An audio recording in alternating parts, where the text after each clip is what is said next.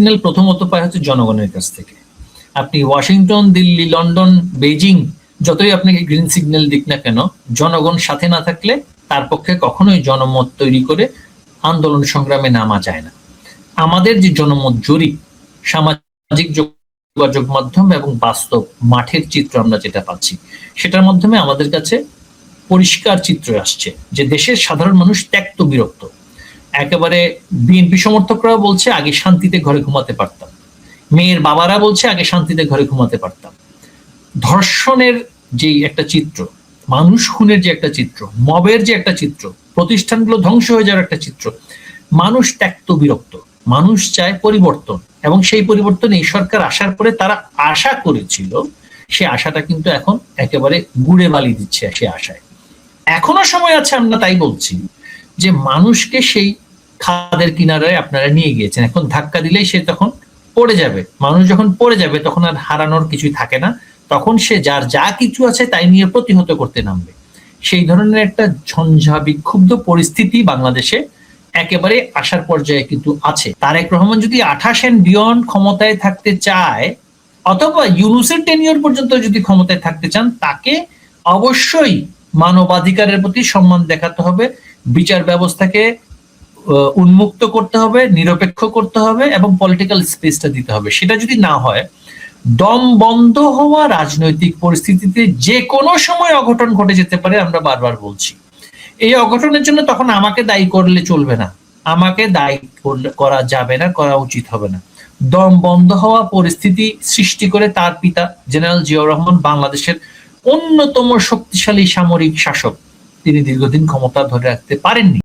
দ্রুত বাংলাদেশে ফিরবেন আনন্দবাজার সহ ভারতের শীর্ষস্থানীয় পত্রিকাগুলোকে এমন সাক্ষাৎকার দেওয়ার পর থেকেই বাংলাদেশে এই নিয়ে নানা রকম প্রতিক্রিয়া শুরু হয়েছে। এর মধ্যে বাংলাদেশের একটি পত্রিকা আওয়ামী লীগের শীর্ষ নেতৃবৃন্দের সঙ্গে কথা বলে এমন খবর দিয়েছে যে শেখ হাসিনা তার দলের শীর্ষ নেতাদেরকে জানিয়ে দিয়েছেন আনুষ্ঠানিকভাবে যে তিনি বাংলাদেশে ফিরতে চান বিচারের মুখোমুখি হতে, এবং আওয়ামী লীগের পক্ষ থেকে নাকি দল সংগঠন করা থেকে শুরু করে আওয়ামী লীগ নেত্রী ফিরলে যাতে ঢাকায় বিপুল সম্বর্ধনার ব্যবস্থা করা যায়, জনসমাগম ঘটানো যায়, সেই প্রস্তুতিও নেওয়া শুরু হয়েছে বলে ওই পত্রিকাটি টাইমস অফ বাংলাদেশ লিখছে। সত্যি শেখ হাসিনা কি ধরনের কথা বলেছেন দলের শীর্ষ নেতৃবৃন্দকে, দলের নেতাকর্মীদের প্রতি তার এখন নির্দেশনাটা কি? শেখ হাসিনা সত্যি মৃত্যুদণ্ডের রায় মাথায় করে বাংলাদেশে ফিরবেন, সেটা কি তার জন্য নিরাপদ হবে বলে দল হিসেবে আওয়ামী লীগ মনে করছে? এমনকি প্রধানমন্ত্রী তারেক রহমানও একটা প্রতিক্রিয়া জানিয়েছেন শেখ হাসিনার দেশে ফেরা প্রসঙ্গে, এবং তিনি বলেছেন তলে তলে নাকি জামায়াতে ইসলামী এনসিপির সঙ্গে আওয়ামী লীগের একটা খাতির শুরু হয়েছে। এসব প্রসঙ্গে আলোচনায় আমার সঙ্গে যুক্ত হয়েছেন আওয়ামী লীগ নেতা, সাবেক মন্ত্রী মহিবুল হাসান চৌধুরী নওফেল। মহিবুল হাসান চৌধুরী নওফেল, আপনাকে স্বাগত জানাই। তিনি বিচারের মুখোমুখি হতে দেশে ফিরবেন এবং সেটা তিনি তার দলের শীর্ষ নেতাদেরকে জানিয়েছেন। টাইমস অফ বাংলাদেশের এমন একটা খবরের পর একটা বিশেষ আলোড়ন তৈরি হয়েছে, কারণ তার কদিন আগেই শেখ হাসিনা যেহেতু বলেছেন যে তিনি মাথা উঁচু করে দ্রুত দেশে ফিরবেন, আর সরকারের স্বরাষ্ট্রমন্ত্রী তারেক রহমানের উপদেষ্টা থেকে শুরু করে শীর্ষ বিভিন্ন নেতারা বারবার এ বিষয়ে প্রতিক্রিয়া জানাচ্ছেন। আসলে প্রস্তুতিটা কোন পর্যায়ে আছে? আপনাদের প্রতি আপনাদের নেত্রীর নির্দেশনা কি? ধন্যবাদ আপনাকে। আপনি জানেন যে আমাদের নেত্রী একেবারে শুরু থেকেই বলে আসছিলেন যে তিনি প্রধানমন্ত্রী হিসেবে এই জুলাই অগস্ট মাসে যে আন্দোলন শুরু হয়, সেই আন্দোলনের প্রতি তার মনোভাবটা কি ছিল সেটা একেবারে প্রথম থেকে তিনি বলে আসছিলেন যে সেখানে আদালতের একটি রায় দেওয়ার পরিপ্রেক্ষিতে শিক্ষার্থীদের একটি অংশ আন্দোলন করছিল। আন্দোলন করার প্রেক্ষিতে কি হচ্ছিল এবং কোন পর্যায়ে গিয়ে তিনি বাধ্য হয়েছিলেন যে কঠোর অবস্থান নিতে, এবং আইন শৃঙ্খলা রক্ষাকারী বাহিনী কখন আক্রান্ত হলো, কখন তাদের মানুষ মারা যাওয়া শুরু হলো, এই প্রেক্ষাপটটা কিন্তু প্রথম থেকে তিনি বারবার পরিষ্কার করেছেন। এবং পরবর্তীতে তার যে বক্তব্য যে একটি সুনির্দিষ্ট গোষ্ঠী বিলিয়ন বিলিয়ন ডলার নিয়ে সেখানে একটি মেটিকুলাস ডিজাইনের মাধ্যমে সরকার উৎখাতে রেজিম চেঞ্জ যেটাকে বলা হয়ে থাকে, রেজিম চেঞ্জের অপারেশন সেখানে হয়েছে। সেই আন্দোলনটা ছিল একটা ক্যাটালিস্ট মাত্র। এই বক্তব্য এবং এই বক্তব্যের প্রেক্ষিতে প্রথম দিকে এই গোষ্ঠী যারা তৎকালীন সময়ে অন্তর্বর্তীকালীন তথাকথিত সরকার ইউনূসের ছিল, তারা কিন্তু প্রথম দিকে নিশ্চুপ ছিল।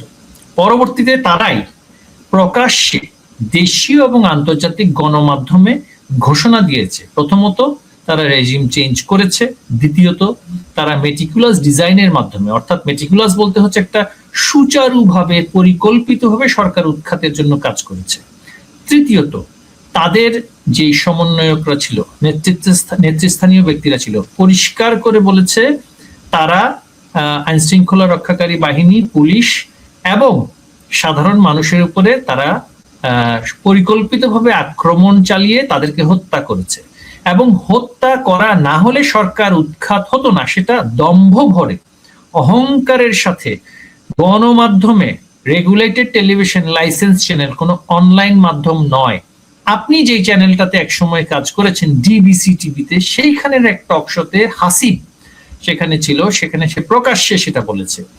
এবং কিছুদিন আগেও আসিফ যেই মানে আসিফ মাহমুদ, সেও প্রকাশ্যে বলেছে ভায়োলেন্স আমরা দেখিয়ে দিয়েছি, অর্থাৎ তারা ভায়োলেন্স করেছে। শুধু তারা করেনি, মানুষ শুধু হত্যা তারা করেনি, তারা মানুষ হত্যা করার পরে আবার নিজেদেরকে দায় মুক্তি, ইনডেমনিটি দিয়েছে একটা সরকারি সার্কুলার দিয়ে। এবং পরবর্তীতে বিএনপির যে সরকার আসলো, তাদেরকে দিয়ে সংসদে এই দাবিটা উঠিয়ে সেখানে পরিষ্কার করে সংসদীয় কার্যবিধিতে সেটাও এনেছে যে তারা নাকি হত্যা না করলে, তারা নাকি এই ধরনের ক্যাজুয়ালিটি না করলে, ধ্বংসযজ্ঞ না করলে সরকার উৎখাত হতো না, তাদের ভাষায় যে আন্দোলন হতো না। তো যেখানে তারা নিজেরাই স্বীকার করছে যে তারা হত্যা করেছে, ধ্বংস করেছে, লুণ্ঠন করেছে, সেই মানে কাজগুলোর পরবর্তীতে সেটার আলোকে যদি সঠিক তদন্ত হয়ে থাকতো, তাহলে এখন যে তথাকথিত আন্তর্জাতিক ট্রাইব্যুনাল যেটা স্থাপিত হয়েছে ইউনূস সরকারের অবৈধ প্রক্রিয়ার মাধ্যমে অসাংবিধানিকভাবে, সেই ক্যাঙ্গারু কোর্টের বিচার, সেখানে কিছু ভয়েস রেকর্ড শুনিয়ে, সেগুলো আদৌ এআই জেনারেটেড কিনা নাকি আসল ভয়েস কিনা সে বিষয়ে আমি মন্তব্য করতে চাই না, তবে কনটেক্সটটাও তো সেটা বিবেচনা যদি করুন, যে করি আমরা, সেটা হচ্ছে যে আত্মরক্ষার্থে তো মানে যখনই কোনো ব্যক্তি, সেটা পুলিশ হবে না, পুলিশ না, শুধু সাধারণ নাগরিকও যদি আক্রান্ত হয়, তখন তার পাল্টা আক্রমণের সেটা অধিকার আছে। সেই অধিকারের জন্য কিন্তু মানে আলোচনাটা ছিল যে আদৌ কি সে অধিকারটা কি রাষ্ট্র তাদেরকে দিয়েছিল কিনা। রাষ্ট্র তো সেটা দিতে হবে না, সংবিধানেই সেটা দিয়েছে। তো যাই হোক, এই সমস্ত কিছু মানে ইনসিগনিফিকেন্ট, ইররেলেভেন্ট কিছু এভিডেন্সের আকারে কিছু তথ্যপত্র দিয়ে আপনি বঙ্গবন্ধুর কন্যা, বাংলাদেশের 20 বছরের প্রধানমন্ত্রী, বাংলাদেশের সবচাইতে আমি বলবো যে বিরোধী দলে থেকে রাজনৈতিক প্রক্রিয়া, গণতান্ত্রিক প্রক্রিয়ায় সবচেয়ে মোস্ট কন্ট্রিবিউটেড লিডার, হ্যাঁ, তাকে আপনি একেবারে ফাঁসি দিয়ে দিলেন। হ্যাঁ, কিছু নাটক, কিছু উপন্যাস থেকে কেটে পড়িয়ে শুনিয়ে, এই যে জঙ্গি তাজুল, হ্যাঁ, সেটা একটা নাটক করে সারা বিশ্বের সামনে লাইভ টেলিকাস্ট করছিল তাদের তথাকথিত ট্রায়াল। সেখানে আবার তার তথাকথিত রাষ্ট্র নিযুক্ত কৌশলীকে হেসে হেসে ছেড়ে বলছিল যে আমি যদি না বলি তাহলে তো মানুষ আমাকে বিশ্বাস করবে না। তো অর্থাৎ একটা নাটকের মাধ্যমে ক্যাঙ্গারু কোর্টে তাকে ফাঁসির ঘোষণা দেওয়া হলো। এই প্রেক্ষিতে আমরা জানি দেশের 99% মানুষ, এমনকি আমি বলবো বিএনপি, জামায়াত ইসলামী এবং কি এনসিপি সমর্থক মানুষও জানে যে এই ট্রায়ালটা কতটুকু হালকা হয়েছে, কতটুকু ঠুনকো হয়েছে এবং কতটুকু অবৈধ, অসাংবিধানিকতা, সেখানে এত আমি যাব না। এই প্রেক্ষিতে তারা বিশ্বাস করে, এমনকি যারা ভুক্তভোগী পরিবার তারাও বলছে যে এটা কোনো বিচারেই হয় নাই। হ্যাঁ, বিচারের নামে পরিহাস একটা আমাদের জাতির সামনে একটা মানে যোগ করা হয়েছে, কৌতুক করা হয়েছে। তো এই বিচার আমরা প্রথম থেকে বলে আসছি মানি না। তবে যথাযথ যদি বিচার হয় তাহলে আমি কেন কাঠগড়ায় দাঁড়াবো না? আমাকে আপনি মব সন্ত্রাস করে কাঠগড়াতেও দাঁড়াতে দেবেন না, আইনজীবী নিয়োগ করতে দেবেন না, রাস্তায় দাঁড়াতে দেবেন না, কথা বলতে দেবেন না, নিষিদ্ধ করে দিবেন, তারপর আপনি আমার বিচার করবেন। সেই বিচার তো বিচার না, সেটা একপক্ষীয় জুলুম। এই জুলুম বাদ দিয়ে, এই জুলুমের বিরুদ্ধে আমরা দাঁড়িয়েছি, আমরা কথা বলেছি, গণমাধ্যমে আমরা নিজেদের মত প্রকাশ করেছি। সাধারণ মানুষের কাছে এখন পুরো বিষয়টা পরিষ্কার, জলজলা পরিষ্কার। এমনকি যারা আমার বিরোধিতা করেছে, আওয়ামী লীগ সরকারের সব কাজ সঠিক হয়নি, 15 বছর তারা সরকারের দায়িত্বে ছিল, কোন সরকারের পলিসি কখনোই 100% সঠিক হয় না, কিন্তু এই 15 বছরে তারা যা করেছে, শেখ হাসিনা যা করেছেন, সেখানে তার দুর্বলতা ছিল, সেখানে তার অনেক জায়গায় ব্যর্থতা ছিল, কিন্তু সফলতার পাল্লাটা এতটুকুই ভারী ছিল। মানুষের কাছে সেটা পরিষ্কার হয়েছে, মানুষ এখন সেই যথাযথ বিচার চায়। অর্থাৎ বিচার বলতে এই খুনি, প্রতারক যারা এই হত্যাকাণ্ডগুলোতে ছিল তাদের বিচারও চায়। এখন সেই বিচারই আমরা চাইছি। সেই বিচার হলে, সেই বিচার হবে, সেই বিচার হলে তো অবশ্যই আমি আমার সেখানে সশরীরে উপস্থিত থেকে সেটাকে আমি কন্টেস্ট করতে চাই। এখন আমাদের একটা প্রত্যাশা ছিল, দেখুন বিএনপি একটা বড় রাজনৈতিক দল, এ ব্যাপারে কোনো সন্দেহ নেই।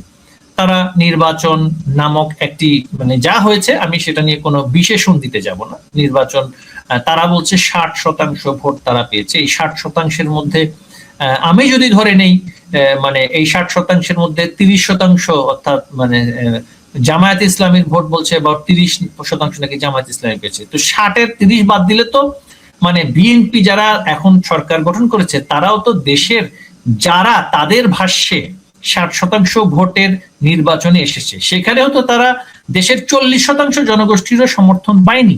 40-এর কম জনগোষ্ঠীর সমর্থন নিয়ে তারা সরকারে বসেছে। বাস্তবে 60% হয়নি, কমপক্ষে 20% ভোট তারা কারচুপি করে আগে থেকে ঢুকিয়ে রেখেছিল। একপক্ষীয় নির্বাচনে 40-এর বেশি যায় না। বিএনপির অনেক জায়গায় ভোটাররা যায়নি, কারণ তারা তো জানে তারাই সরকার গঠন করতে যাচ্ছে। একটা ভোটার লিথার্জি থাকে, জামায়াতে ইসলামী এবং বিএনপি মিলে একটা ভোট তারা আগে থেকে ঢুকিয়ে রেখেছিল, এটা আর্টিফিশিয়ালি তৈরি করেছিল। তো 40% আসল আর 60% নকল আসল মিলিয়ে, এর মধ্যেও তো তারা দেশের মূল জনগোষ্ঠী অর্থাৎ আমাদের যে ভোটার পপুলেশন, তাদের অর্ধেকেরও তো সমর্থন তাদের নেই। তো তারা খুব ভালো করেই জানে যে তাদের ম্যান্ডেটটা পরিষ্কার নয়, শক্তিশালী নয়। আইনিভাবে আপনি একটা সরকার গঠন করে ফেলেছেন, কিন্তু রাজনৈতিকভাবে তাদের ম্যান্ডেটটা দুর্বল। আমাদের প্রত্যাশা ছিল দুর্বল হোক বা সবল হোক, আইনি প্রক্রিয়ায় শপথ নিয়েছেন তিনি, আমাদের না, সাধারণ মানুষের একটা প্রত্যাশা ছিল এখন বোধহয় দেশ স্থিতিশীলতার দিকে যাবে। এখন বোধহয় যে দম বন্ধ হওয়া পরিবেশ সৃষ্টি হয়েছে, নিষিদ্ধ নয় শুধুমাত্র, আওয়ামী লীগের কথা আপনি ভুলে যান। আওয়ামী লীগ একটি রাজনৈতিক দল, বিশাল জনগোষ্ঠী তার সমর্থক আছে, তাদেরকে আপনি ভুলে যান, আমাদের কথা আপনি ভুলে যান, আমরা মানে সিনেই থাকলাম না। কিন্তু দেশের একটা বিশাল জনগোষ্ঠীকে তো তারা কাঠগড়ায় না, শুধু দম বন্ধ হওয়া একটা পরিস্থিতি নিয়ে গেছে। 1 নম্বর আমি বলবো দেশের ব্যবসায়ী এবং পেশাজীবী সমাজ, যারা অর্থনীতিকে চালিয়ে রাখে। একটা বিশাল ব্যবসায়ী এবং পেশাজীবী সমাজের এখন পর্যন্ত সকল ব্যাংক হিসাব ফ্রোজেন করে রেখে দিয়েছে। এখন পর্যন্ত শত শত ব্যবসায়ীর বিরুদ্ধে বাংলাদেশে চাঁদাবাজির মামলা মাথায় ঝুলছে। তারা অনেক জায়গায় টাকা পয়সা দিয়ে কোন রকমে অভিযোগকারীদের সাথে একটা মীমাংসায় গিয়েছে, একটা মামলাও কিন্তু তোলা হয়নি। বড় বড় ইন্ডাস্ট্রিয়ালিস্ট আমি জানি, তাদের উপরে মামলা ঝুলছে, চাঁদাবাজির মামলা, হত্যা মামলা। একটা চট্টগ্রামের শিল্পপতি, তার বিরুদ্ধে 4টা মামলা দেওয়া হয়েছে, 4 জায়গাতে নাকি, তার বয়স হচ্ছে এখন 80 বছর, তিনি নাকি 4 জায়গাতে উপস্থিত ছিলেন। এই যে সমস্ত মামলাগুলো করে দেশের ব্যবসায়ী সমাজকে নিস্তব্ধ করে রাখা হয়েছে। গণমাধ্যমকে কি করে হয়েছে সেটা তো আমি বলবো না, তাদের উপর তো স্টিম রোলার যেভাবে চালানো হয়েছে। তার উপরে হচ্ছে আমাদের যেটা তৌহিদি জনতার নাম করে আমাদের দেশের সুন্নি মতাদর্শী, যেটা আমাদের মূল জনগোষ্ঠী, তরিকাপন্থী, মাজারপন্থী সাধারণ মুসলমান যারা আছেন, যারা মানে লিবারেল ইসলামের চর্চাটা করেন, হ্যাঁ, এই যে পিউরিটানিক ওয়াহাবিপন্থী খারিজিপন্থী ইসলাম তারা চর্চা করেন না, সেই জনগোষ্ঠীর উপরে, মূল জনগোষ্ঠীর উপরে যেভাবে তৌহিদি জনতা নামক একটা জঙ্গি গোষ্ঠী লেলিয়ে দেওয়া হচ্ছে, সেটা আপনি দেখতে পাচ্ছেন। প্রতিদিন বাংলাদেশে ধর্ষণ হচ্ছে, কারণ সরাসরি হচ্ছে আসিফ নজরুল, সে ধর্ষকদেরকে কারাগার থেকে জামিনে মুক্তি দিয়ে কারাগার পূর্ণ করেছে আওয়ামী লীগের নেতাকর্মীদেরকে দিয়ে। এই অবস্থাও তারেক রহমান পরিবর্তন করতে পারছেন না। তিনি আওয়ামী লীগের নেতাকর্মীদেরকে এই মুহূর্তে যদি জামিন দিয়ে এই ধর্ষণ, আপনারা গ্রিন সিগন্যালটা কাদের কাছ থেকে পেয়েছেন? মানে এই বিক্ষুব্ধ পেশাজীবী ব্যবসায়ী সম্প্রদায়, সেনাবাহিনী, ভারত, আপনাদের নেতা কর্মীরা মানে তারা তো একেবারে তাদের পিঠ দেয়ালেই ঠেকে আছে। মানে আপনারা হঠাৎ করে এই শক্তি কোথা থেকে পাচ্ছেন যে শেখ হাসিনা এই সময়ে এসে মাথা উঁচু করে দেশে ফেরার ঘোষণা দিলেন? কারণ এর আগে গত বছরের সাক্ষাৎকার গুলোতে কিন্তু উনি কোনো সাক্ষাৎকারে দ্রুত দেশে ফিরবো, মাথা উঁচু করে ফিরবো এ ধরনের কোনো ঘোষণা দেন নাই। আপনারা গ্রিন সিগন্যালটা কোথা থেকে পেলেন যে মনে হলো এটাই সেই রাজনৈতিক মুহূর্ত যখন এমন একটা ঘোষণা দিয়ে ফেলা যায়? রাজনৈতিক দল গ্রিন সিগন্যাল প্রথমত পায় হচ্ছে জনগণের কাছ থেকে। আপনি ওয়াশিংটন, দিল্লি, লন্ডন, বেজিং যতই আপনাকে গ্রিন সিগন্যাল দিক না কেন, জনগণ সাথে না থাকলে তার পক্ষে কখনোই জনমত তৈরি করে আন্দোলন সংগ্রামে নামা যায় না। আমাদের যে জনমত জরিপ, সামাজিক যোগাযোগ মাধ্যম এবং বাস্তব মাঠের চিত্র আমরা যেটা পাচ্ছি, সেটার মাধ্যমে আমাদের কাছে পরিষ্কার চিত্র আসছে যে দেশের সাধারণ মানুষ ত্যক্ত বিরক্ত।